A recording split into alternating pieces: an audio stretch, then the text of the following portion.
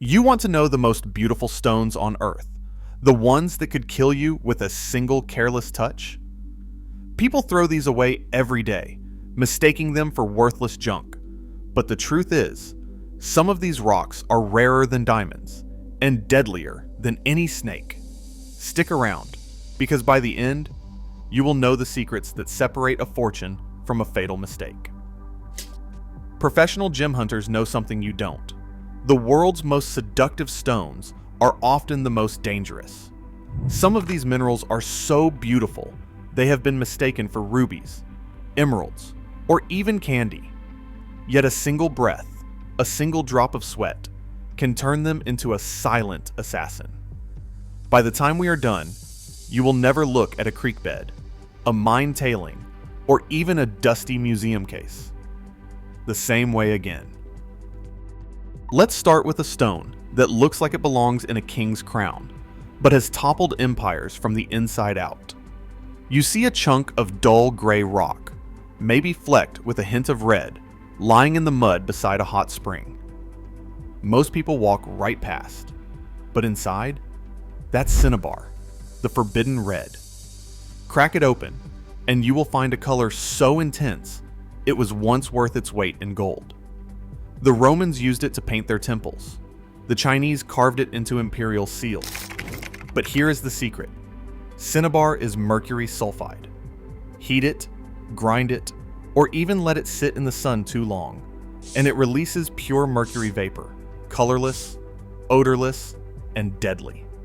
The ancient Romans sweetened their wine with lead, but the miners who worked Cinnabar mines often went mad, their hands trembling, their minds slipping away. If you want to spot it, look for a heavy scarlet red mineral with a greasy luster, often found in hydrothermal veins or near volcanic activity. It is dense, heavier than it looks. Collectors will pay $500, $1,000, even $3,000 for a perfect crystal, but only if it is sealed tight and never touched with bare hands. This is what nature hides from the impatient. And just when you think you have seen the most dangerous red, the next stone will make you question every silver cube you have ever picked up. You are hiking through an abandoned mine, and you spot a chunk of metallic gray, almost like a piece of industrial waste. It is Galena, the lead king. On the outside, it is dull, blocky, and unremarkable. Break it open, and you will see perfect silver cubes, shining like a city skyline at midnight. Galena is lead sulfide, the primary source of all the world's lead. The Romans piped their water through it. The Victorians used it in makeup, and entire civilizations have been poisoned by its slow, silent touch. The trick to identifying Galena is simple. It is heavy, really heavy for its size. Rub it on a piece of unglazed porcelain, and it leaves a gray streak. The cubes break cleanly, almost like they were cut by a machine. But here is the warning. Even a little dust can get into your bloodstream, and lead never leaves. It builds up, stealing IQ points, causing anemia, and in children it can be fatal. Yet collectors still pay hundreds, sometimes thousands, for museum-grade cubes, as long as they are kept away from food, children, and pets. This is the price of beauty in the mineral world. But if you think lead is bad, wait until you see a green so bright it glows in the dark, and it is radioactive. You are deep in a granite quarry, and you spot a flash of emerald green, almost electric, nestled in the cracks. Most people think it is an emerald, or maybe a piece of broken glass. But this is Torbernite, the uranium trap.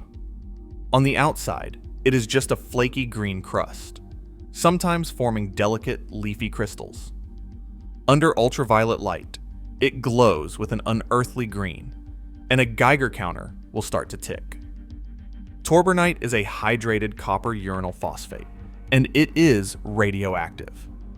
It does not just sit there, it releases radon gas, a silent, invisible killer that seeps into basements and mine shafts, causing lung cancer decades after exposure. The identification protocol is to look for tabular, bright green crystals, often in the oxidized zones of uranium-rich granites. Never touch it with bare hands, and never store it in a closed space. Serious collectors keep it in lead-lined boxes, far from living areas. A perfect Torbernite rosette can fetch $1,000 or more at auction, but only the bravest collectors dare to own one. This is the green that glows with danger. And if you think radioactivity is the worst nature can offer, the next stone will make you rethink every silvery sparkle you have ever seen. You are panning in a mountain stream, and you spot a silvery, metallic crystal, sharp-edged and gleaming in the sun. It smells faintly of garlic when you strike it, a warning from the earth itself.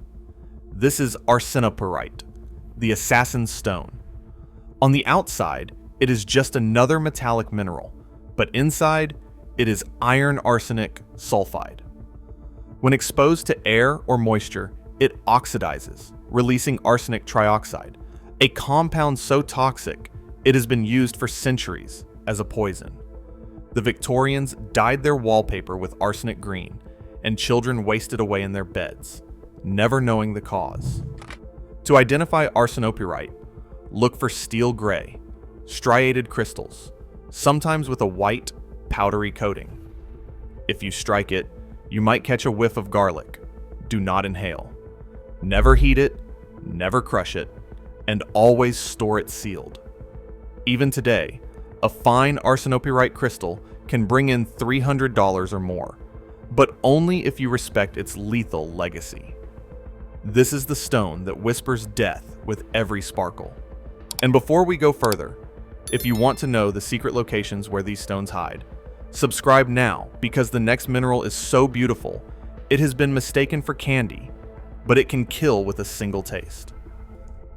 You are deep in an abandoned copper mine, and you see a cluster of bright blue crystals, almost glowing with an inner light. It looks like something you would find in a candy store, but this is Chalcantite, the blue temptation. On the outside, it is just a crusty, blue-green mass, but inside it forms transparent, glassy crystals that seem to drip with color. Chalcantite is copper sulfate pentahydrate, and it is so soluble that a single drop of water can turn it into a deadly solution. Ingest it, and you are in for a world of pain. Copper poisoning attacks the liver, kidneys, and brain. How do you identify it? Look for bright blue, transparent crystals, often forming in arid mine environments. It dissolves in water, so never touch it with wet hands, and never, ever taste it. Collectors pay up to $200 for perfect stalactites, but only if they are kept bone dry and sealed away. This is the stone that lures with color and kills with chemistry. If you think blue is safe, the next mineral will show you how silver can slice through more than just the darkness. You are standing in the ruins of an old gold mine, and you spot a cluster of long metallic needles, shining like swords in the dirt. This is Stibnite, the blade of antimony. On the outside, it looks like a tangle of dull gray sticks, but inside it forms some of the most dramatic crystals in the mineral world. Long, slender, and metallic, almost like daggers forged by the earth.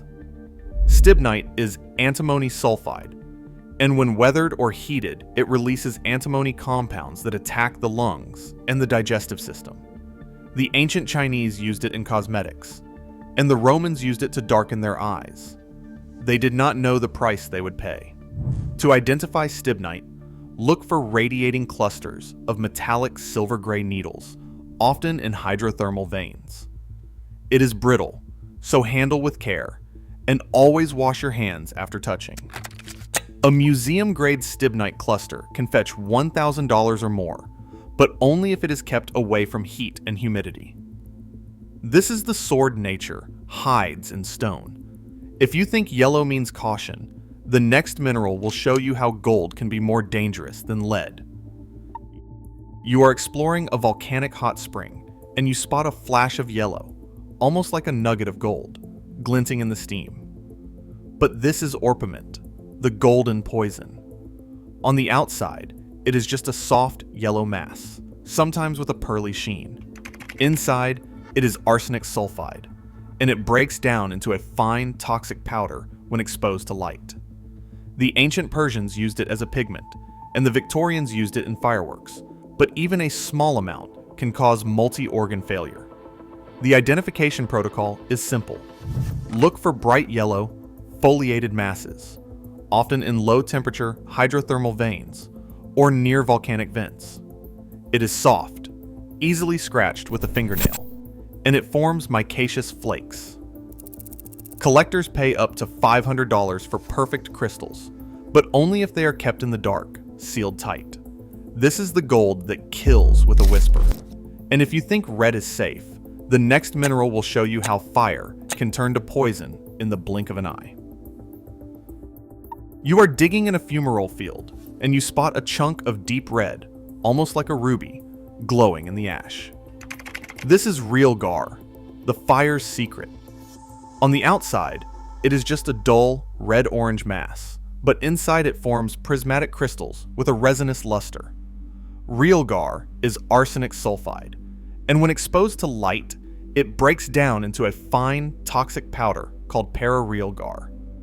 Ancient alchemists called it ruby sulfur, and it was used in fireworks and pigments, but it is as deadly as it is beautiful. To identify Realgar, look for rich red to orange-red crystals, often associated with orpiment in hydrothermal veins. It is soft, easily scratched, and leaves a red streak. Collectors pay up to $1,000 for perfect crystals, but only if they are kept in the dark, away from moisture. This is the fire that burns without flame. And if you think pink is harmless, the next mineral will show you how sweetness can turn to death. You are in the heart of an alkaline desert, and you spot a flash of pink, almost like a piece of candy, nestled in the sand. This is Villiaumite, the sweet killer. On the outside, it is a granular, pinkish mass, but inside it forms rare, glassy cubes that seem to glow from within. Villiaumite is sodium fluoride, and it is so soluble that a single drop of sweat can turn it into a deadly poison. How do you identify it? Look for vivid red to pink, glassy crystals, often in nepheline cyanites or evaporite deposits. It is rare, and collectors will pay thousands for a perfect cube, but only if it is kept bone dry and never touched with bare hands. This is the sweetness that kills. And if you think yellow-green is safe, the next mineral will show you how fluorescence can be a warning, not an invitation. You are exploring an abandoned uranium mine, and you spot a cluster of bright yellow-green crystals, almost glowing in the shadows. This is Autunite, the radioactive flower. On the outside, it is just a flaky, yellow-green crust, but under ultraviolet light, it fluoresces with an eerie glow. Autunite is a hydrated calcium uranyl phosphate, and it is both chemically toxic and radioactive. It releases radon gas and uranium dust, attacking the kidneys, bones, and lungs. The identification protocol is simple. Look for thin, platy crystals, often forming rosettes in oxidized uranium deposits. It is soft, easily scratched, and glows under ultraviolet light. Collectors pay up to $1,000 for perfect rosettes, but only if they are stored in lead-lined boxes, far from living spaces. This is the flower that blooms with danger. If you think you have seen the worst, the crown jewel is still to come.